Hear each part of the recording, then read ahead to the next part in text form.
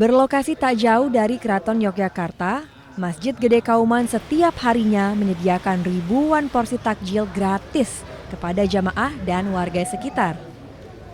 Berbagai makanan dan minuman dihidangkan kepada jamaah yang ingin berbuka puasa di masjid ini.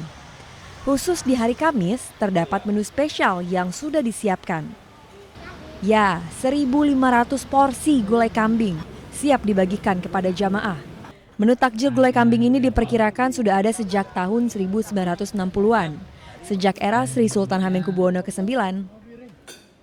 Wah, itu sudah lama sekali ya, sejak saya kecil itu memang sudah gitu ya. Jadi tiap kebiasaan hari Kamis itu mesti biasanya gulai kambing. Biasanya hari Kamis saja. Tiap catering 5 catering. Ya, kalau Kamis itu biasanya kita membutuhkan 1.500 bungkus. Tapi kalau hari-hari biasa 1.300. Oh, tambahan 200 nih. Ya, kalau untuk khusus untuk hari Kamis, kambing itu tambahan 200. Menjelang maghrib, para jamaah dipersilahkan mengambil takjil yang telah disediakan panitia. Kemudian, para jamaah mendengarkan tausiah hingga waktu berbuka. Dari Kota Yogyakarta, Daerah Istimewa Yogyakarta, Gali Wisma iNews melaporkan.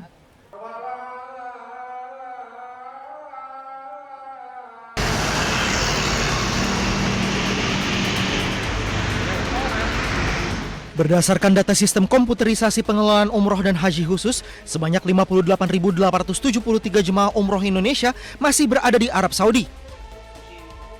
Sebagian di antaranya merupakan warga Kabupaten Purwakarta. Saat ini satu rombongan yang menggunakan penerbangan transit via Qatar masih tertahan di Madinah.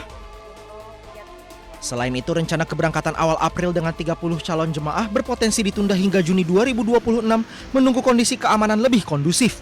Pihak travel menegaskan tidak akan mengambil keputusan sepihak terkait keberangkatan selanjutnya. Seluruh langkah menunggu arahan resmi dari Kementerian Agama dan Asosiasi Penyelenggara Umroh. Sementara Kepala Kantor Kementerian Haji Kabupaten Purwakarta Syamsi Mufti mengimbau masyarakat untuk sementara menunda keberangkatan umroh demi keselamatan bersama. Meski kawasan Timur Tengah kini tidak aman dilalui penerbangan sipil, tidak sepenuhnya menghentikan aktivitas penerbangan jemaah umroh dari dan ke Indonesia.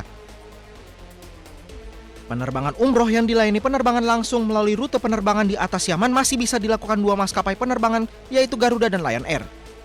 Ketua Umum Aliansi Pengusaha Haramain Seluruh Indonesia Amaluddin Wahab berharap calon jemaah umroh bisa bersabar jika ingin menjadwalkan ulang perjalanan umroh karena saat ini masih dilakukan koordinasi dengan pihak Kementerian Haji di Indonesia dan Arab Saudi pasca konflik perang di kawasan Timur Tengah. Pemerintah mencermati perkembangan situasi keamanan di kawasan Timur Tengah yang semakin dinamis dan tidak menentu dengan mempertimbangkan aspek keselamatan dan perlindungan. Tim Liputan iNews melaporkan.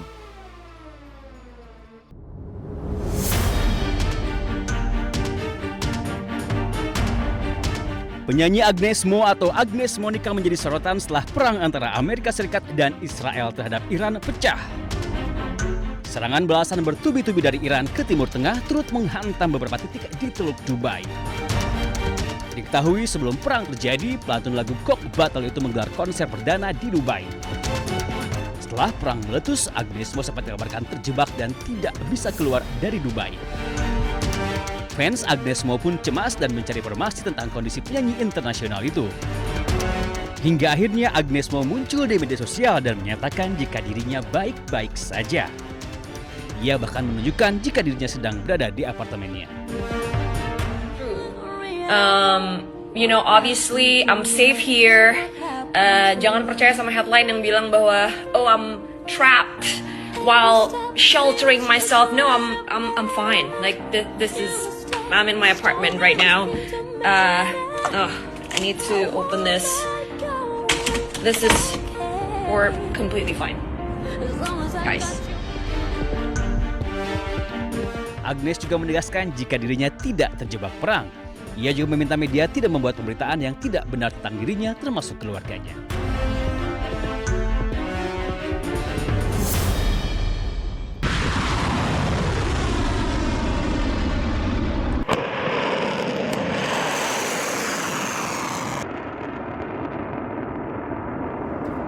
Misil rudal diluncurkan Garda Revolusi Iran. Rudal-rudal lepas landas melesat dengan target fasilitas militer Amerika dan Israel.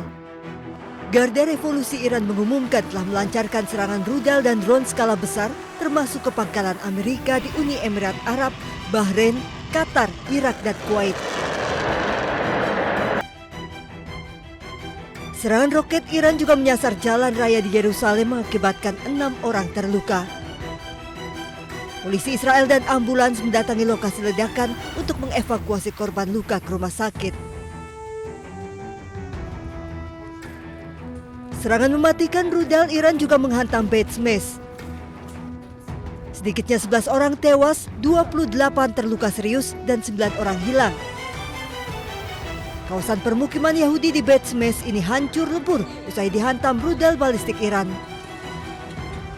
Para pejabat Israel mengkonfirmasi rudal Iran tidak berhasil dicegat dan tengah menyelidiki kegagalan pertahanan udara mereka.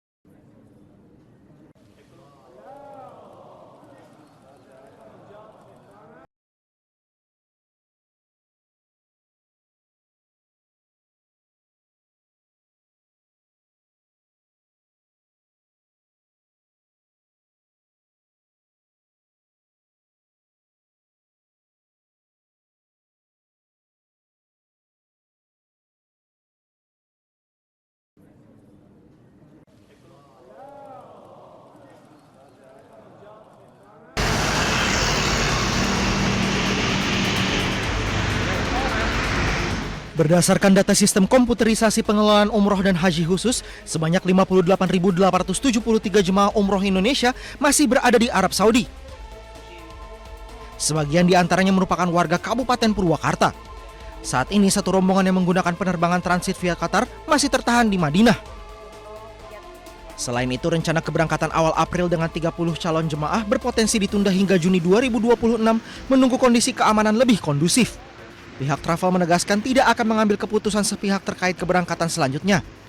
Seluruh langkah menunggu arahan resmi dari Kementerian Agama dan Asosiasi Penyelenggara Umroh. Sementara Kepala Kantor Kementerian Haji Kabupaten Purwakarta Syamsi Mufti mengimbau masyarakat untuk sementara menunda keberangkatan umroh demi keselamatan bersama. Meski kawasan Timur Tengah kini tidak aman dilalui penerbangan sipil, tidak sepenuhnya menghentikan aktivitas penerbangan jemaah umroh dari dan ke Indonesia. Penerbangan umroh yang dilayani penerbangan langsung melalui rute penerbangan di atas Yaman masih bisa dilakukan dua maskapai penerbangan, yaitu Garuda dan Lion Air. Ketua Umum Aliansi Pengusaha Haramain Seluruh Indonesia Amaluddin Wahab berharap calon jemaah umroh bisa bersabar jika ingin menjadwalkan ulang perjalanan umroh karena saat ini masih dilakukan koordinasi dengan pihak Kementerian Haji di Indonesia dan Arab Saudi pasca konflik perang di kawasan Timur Tengah. Pemerintah mencermati perkembangan situasi keamanan di kawasan Timur Tengah yang semakin dinamis dan tidak menentu dengan mempertimbangkan aspek keselamatan dan perlindungan. Tim Liputan iNews melaporkan.